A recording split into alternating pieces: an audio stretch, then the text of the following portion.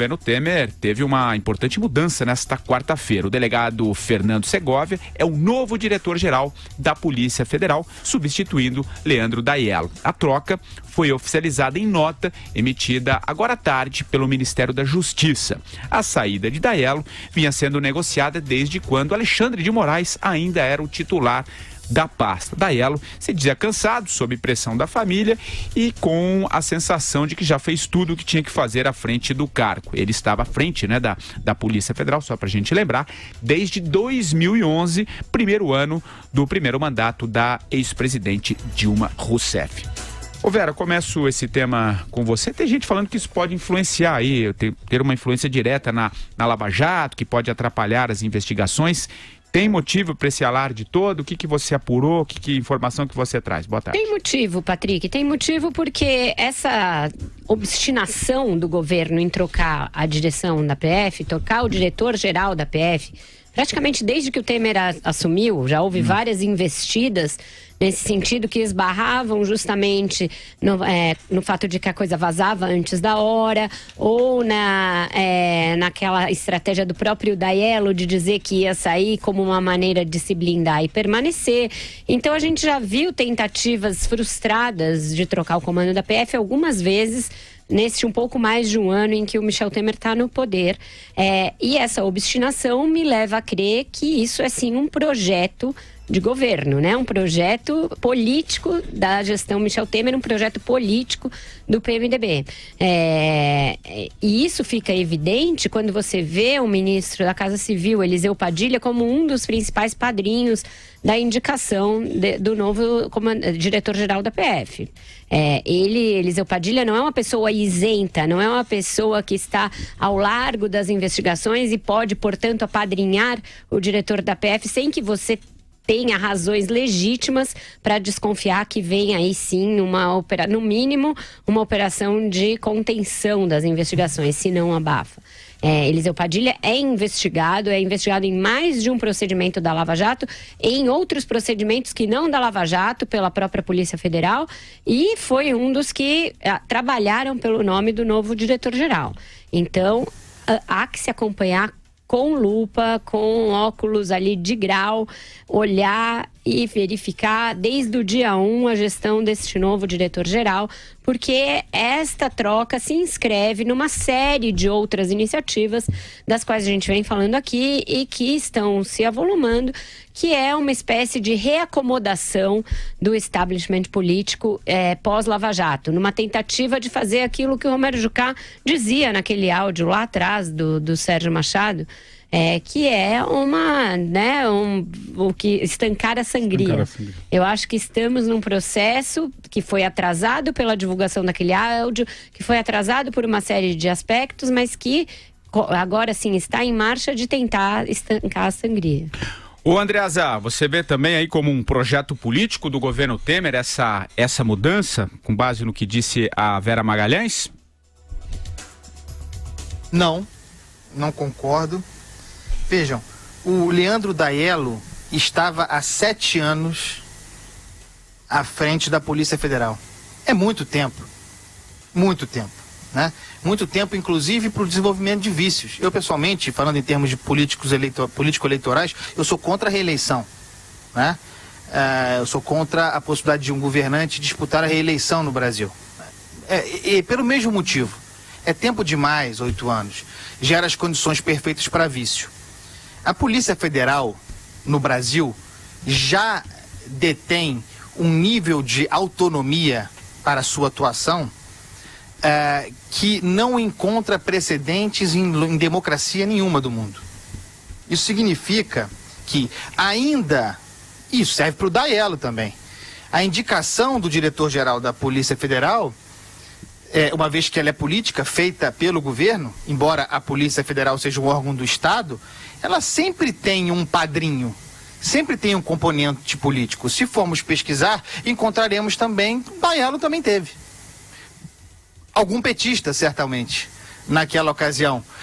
E isso não fez com que sua gestão fosse ruim, muito pelo contrário. Uma gestão muito correta, e nesses últimos tempos, o Daiello vinha, como a Vera disse, manifestando cansaço. Ele já havia dito que gostaria de sair. Teria todas as condições de dizer que estava sob pressão, que não conseguia trabalhar, que o governo o tutelava, e isso não é verdade, não o tutelava, ao menos não com efeito. Não tutelava na época da Dilma, bem da verdade, e não tutelava agora na época do Michel Temer. Então é o seguinte... Temos aí um novo diretor-geral da Polícia Federal, que tem sim, com toda a razão, de ser fiscalizado, observado, avaliado desde o primeiro momento. Mas o sujeito precisa ter algum tempo para entrar, mostrar serviço, inclusive se desvincular desse suposto apadrinhamento, que é incontornável. Todo mundo tem, todos os ministros do Supremo tiveram seus padrinhos, nós falamos aqui. É da ordem da democracia, o melhor modelo que existe. Uma coisa que está em jogo aí, serve também para o Ministério Público, e está em jogo pesado, inclusive eventualmente numa disputa entre os dois, Ministério Público e Polícia Federal, uma disputa para que se tenha mais autonomia do que tem. É isso, muito mais do que o nome de quem vai dirigir a Polícia Federal, que me interessa. Um projeto de poder autônomo ainda mais.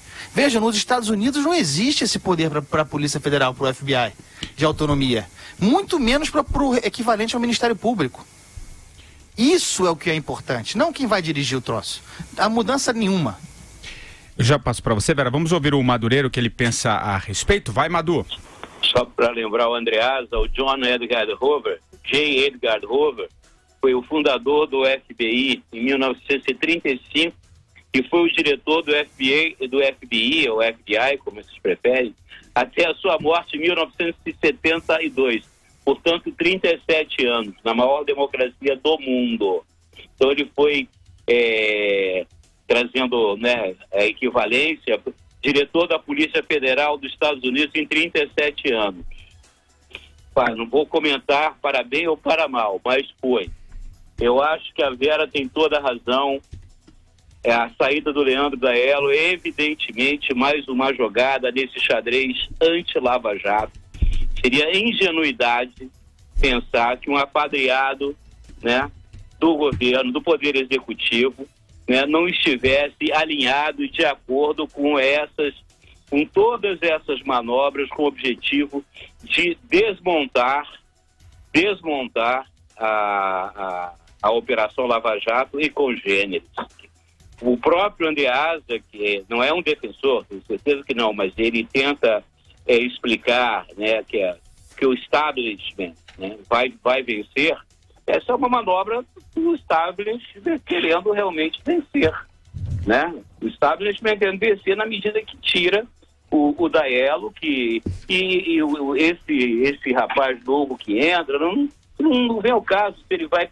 É óbvio que ele está alinhado com o governo, é óbvio que ele vem aí para ajudar a estrangar essa ideia. É só olhar as últimas semanas, né, o que vem acontecendo. A Vera mostrou muito bem a evolução desse processo. É mais um passo perigoso, e a sociedade brasileira, ela está o tanto quanto realmente desmobilizada, né? Eles não são burros, não. A grande diferença é essa. O establishment, o atraso, os corruptos, eles estão profundamente organizados e articulados, superaram todas as suas divergências, né?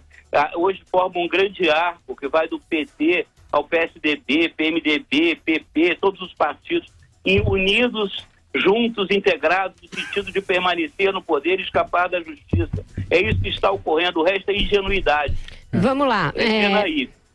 Comparar o Ministério Público, a indicação da Raquel Dodge, mesmo a indicação do Alexandre de Moraes para o Supremo, com uma indicação do diretor da PF, eu acho que é impreciso do ponto de vista das funções, porque pelo simples fato de que a Polícia Federal está sob o guarda-chuva do Executivo. Ela responde diretamente ao Ministro da Justiça, ela é um órgão do Poder Executivo. O Ministério Público não é um órgão do Poder Executivo, ele tem autonomia funcional, ele tem autonomia para tudo, é um órgão, não, mas autônomo.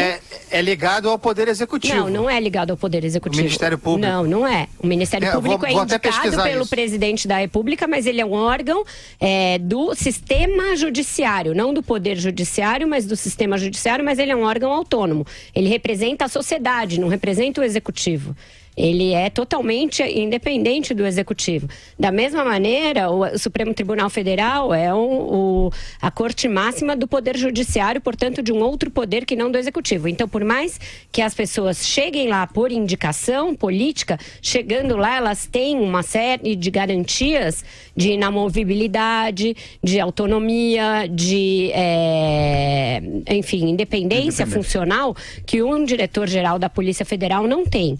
Esse diretor novo da Polícia Federal, além de ter sido indicado pelo Eliseu Padilha, amplamente investigado, foi diretor-geral da Polícia, foi superintendente da Polícia Federal no Maranhão e é ligado ao Sarney. Portanto, ele tem dois genes no seu DNA extremamente PMDBista raiz, não Nutella, aquele PMDB ali raiz, e PMDB investigado na Lava Jato. Então, só isso, para mim, já é suficiente para jornalisticamente a gente ficar com as barbas de molho e as antenas em pé em relação a esse senhor.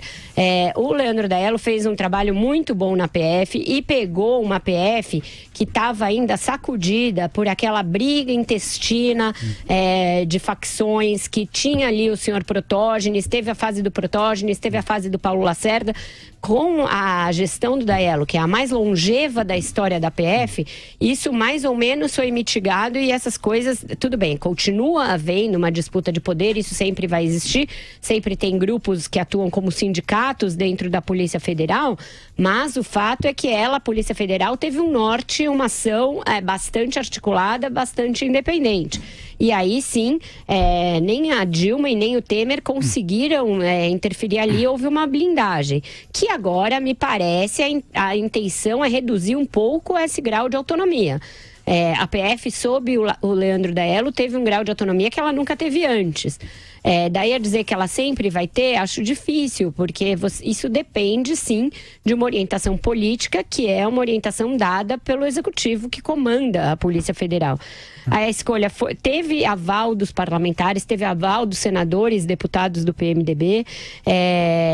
Enfim, o próprio Daello não queria... ele queria o Rogério Galouro, que é muito mais próximo a ele. Que é diretor executivo, né? Então tem vários elementos a mostrar que houve uma mão forte do Executivo sobre essa escolha.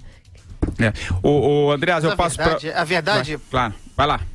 A verdade, Patrick, Vera, é que sempre há uma mão forte da política nessas indicações. É verdade, a Vera tem razão, que a natureza comparativa entre Polícia Federal e Ministério Público é diferente. É verdade que a Polícia Federal está submetida ao Ministério da Justiça, portanto, ao Executivo. Não é o caso do Ministério Público. No entanto, as indicações obedecem o mesmo tipo de critério. São indicações feitas por políticos. Mesmo os virtuosos, aqueles cujo trabalho se mostra virtuoso, se mostra excepcional, como é o caso do Daello, teve na origem uma indicação política. Inclusive, essa decorrente dessas famosas listas tríplices que circulam por aí, que não tem nenhuma legitimidade. Legalidade, então, nem se fala, não tem base constitucional nenhuma. Então, o sujeito acaba de ser indicado. Ele traz consigo o peso de ter relações com o Maranhão, com o José Sarney, com o Padilha. Isso significa que a gente precisa estar atento ao trabalho do cara. Mas não, eu tenho muita dificuldade de dizer, olha, isso aí parece indicar alguma mudança de rumo, porque, repito, a Polícia Federal tem autonomia. Não foi o Leandro Daello que inventou a autonomia da Polícia Federal. Que os seus antecessores fizessem um péssimo trabalho e não soubessem explorar as possibilidades do órgão é outro problema, mas eles tinham autonomia. O Rodrigo Janot, falando do Ministério Público, foi indicado pela Dilma Rousseff. A Raquel Dodge pelo Michel Temer. Isso seria, por esse critério, motivo mais do que suficiente para que eles estivessem comprometidos desde o início. Não é correto fazer essa avaliação dessa forma. Ô Madu, eu passo para você, mas acho que era importante a gente só trazer um rápido currículo aqui do Segovia. Ele dirigiu o Sistema Nacional de Armas, né, que é responsável por controlar armas de fogo em posse da população, comandou a Operação Upacatum 3 na reserva indígena Raposa do Sol, né, em Roraima, que retirou lá os não-índios do local, e também, e aí sim a ligação com o Sarney, porque ele comandou, né, a superintendência da Polícia Federal no Maranhão no período de 2008 a junho de 2011. Vai lá, Madu. Olha, ser indicado pelo Eliseu Padilha e ser próximo da família Sarney do Maranhão, para mim isso é indício de crime. Né? Isso aí é para não, Madureira. Corrida, não corrida. Não. Desculpa. Indício de crime? Eu não entendi quando você indício de crime, Marcela Madureira? É uma barbaridade isso, me desculpe. Não há nada contra o sujeito. Não há nada contra o sujeito. Não há uma prova contra o sujeito. O fato dele ter relação com fulano ou cicrano não significa nada. Isso é espuma. Rabo de porco. Ele tem pé de porco, mas não é porco, né? Pelo amor de Deus, entendeu? Eu acho que a situação que o país está vivendo, ela é extremamente grave, que não suporta esse tipo de digamos assim, de você ter a dúvida sobre uma escolha do Eliseu Padilha, entendeu? Não por quê, cara? Entendeu? Ainda mais se você juntar com o que vem ocorrendo nas últimas semanas, com os movimentos que os partidos políticos, o Poder Executivo, parte do Poder Judiciário, o Poder Legislativo como um todo, vem fazendo no sentido, evidentemente, de melar todo e qualquer avanço de investigação que tem sido feito no Brasil, cara. Isso aí não tem dúvida nenhuma, não tem por que achar que a troca do Daelo aí pelo novo diretor da Polícia Federal não esteja dentro dessa articulação, né? No mínimo é suspeita, mas para mim não é suspeita nenhuma, é um indício. Eu não falei em crime, porque em crime ainda não foi nenhum foi cometido. Agora, essa questão... Você falou indício de crime. O fato de ter relação com fulano ou cicrano, Madureira, não faz sentido isso. Não faz sentido isso. A família Sarney é uma família de pessoas ínclitas. Só fizeram bem ao Brasil, não há dúvida nenhuma. Não importa, Marcelo. A dona Quiola, que não importa, Madureira. Cada ano que vem. José Sarney, que é você, por exemplo... Não, eu não interrompo. Você fez campanha para o Aécio Neves, tirou foto com o Aécio Neves, acreditava no Aécio Neves. Isso não faz de você... Mas o Madureira não existe. O Madureira não ocupa isso não associa a ele. Isso não associa ninguém a fulano cicrano. A posição mais fácil... Eu sou um homem de posição. Vamos deixar cada um dar a sua opinião, que tal? Acho que é um bom jeito da gente. Eu tenho posições e sustento elas, e quando estou errado, reconheço e mudo de posição. É assim que eu faço e sempre farei. Eu não insisto principalmente em posições tacantes. No debate... E também, eu não interrompo meus colegas quando eles estão... Interrompe, sim. Interrompe. Não me interrompa. Já interrompeu várias vezes. Então vamos fazer o seguinte, Já interrompeu várias vezes. Não me interrompa quando estou interrompendo, como diz o Então conclua, Madu. Vai lá. Não, pera um minuto, André, deixa ele terminar. Não, eu até quebro o meu raciocínio. Eu estava fazendo uma ressalva, realmente, à família Sarney, a grande contribuição que ela deu ao Brasil, à República, a José Sarney, este homem, caráter exato. Quero também prestar minha homenagem ao ministro Eliseu Padilha, este brasileiro indormido, que junto com Moreira Franco e Michel Temer, fazem muito por esse país, são sacrificados e injustamente perseguidos pela polícia, porque eles nada devem. O Brasil, nós devemos a eles. E realmente fiz campanha para Aécio Neves, fui amigo de Aécio Neves, e já falei que foi corno de Aécio Neves, não neguei, jamais negarei isso. Foi um erro e com certeza procuram consertar esse erro. É preferível errar a nada fazer. É isso que eu tinha a dizer. Então, posso? É muito fácil. Ele conclui, é muito fácil. Vai lá, vai. É muito fácil André. essa posição. Essa posição é muito fácil, de desqualificar tudo e todo mundo, e de chamar todo mundo de bandido. Essa é a posição, jornalisticamente falando, para o debate público. Espera um pouquinho só, vamos para o debate público, a posição mais confortável, a que faz mais sucesso, que agrada a multidão, agrada as redes sociais, é essa, de pedir a cabeça de todo mundo, de tratar todo mundo como bandido, e de achar que todo mundo, porque tem relações e conhece fulano ou cicrano, está comprometido por causa dessas relações. É esse tipo de visão da atividade política que colocou a gente nesse lugar, na lama, criminalizando a política, a atividade política, que é a coisa mais saudável que existe. Eu não acredito nisso. Não contem comigo para esse debate ceifador. É sim, é isso de levantar suspeição permanente sobre todo mundo. Então vai. Esse é o Brasil que a gente vive. E isso é o jornalismo afunda nesse lugar. Em primeiro lugar, eu acho que nem todo mundo está fazendo isso, mas também eu acho que não é isso que nos colocou no lugar que nós estamos hoje. O que nos colocou no lugar que nós estamos hoje foi o cometimento em série de crimes por um consórcio criminoso que ocupou o poder e que começou com o PT e continuou com os seus aliados do PMDB que estão no poder agora. É o mesmo consórcio, a gente mesmo sempre tratou disso agora. Portanto, quem colocou o Brasil na lama em que ele está hoje foram os políticos. Quem colocou a política no lugar degradado em que ela está hoje foram os políticos, não foram os jornalistas, não foram os comentaristas políticos, não foram os analistas políticos. Contribuíram muito. Não contribuíram, não. Contribuíram muito e estão contribuíram então, sim. Se a gente aceitar esse seu argumento, a gente vai fazendo aceitar, a gente ventilador, vai Você é um ventilador de vazamento. Alguém mais pode falar além de você. Você pode pôr uma apito aí? É o seguinte, se a gente aceitar esse seu argumento, Andreasa, a gente vai aceitar que a mídia foi golpista no caso do impeachment. Ou a mídia só podia apontar vícios políticos e crimes políticos quando se tratava do PT. Calma, né? Não. Para todo mundo. Para todo mundo. Vale pra todo mundo. A questão é a seguinte. Então vale para todo mundo. Essa nova imprensa em curso no Brasil, ventiladora a crítica de vazamentos, por exemplo, né? O fim da investigação jornalística, que raramente se vê agora. Até a Dilma havia uma investigação jornalística e não havia vazamentos, e no pós-Dilma passou a haver vazamentos. Não estou entendendo. Não, tudo igual, passou a haver no pós-Dilma. É a mesma mídia. No pós-Dilma passou a haver vazamentos como nunca houve antes, Vera. No Brasil, nós falamos aqui no programa. E o vazamento nunca da conversa do Dilma e da Dilma e do Lula, esse não foi vazamento? Como assim? É a mesma esse vazamento foi feito. Esse vazamento não, isso não foi vazamento, isso foi o juiz Sérgio Moro pegando e dando publicidade ao troço. Então, mas muitas das coisas que se divulgam hoje também são assim.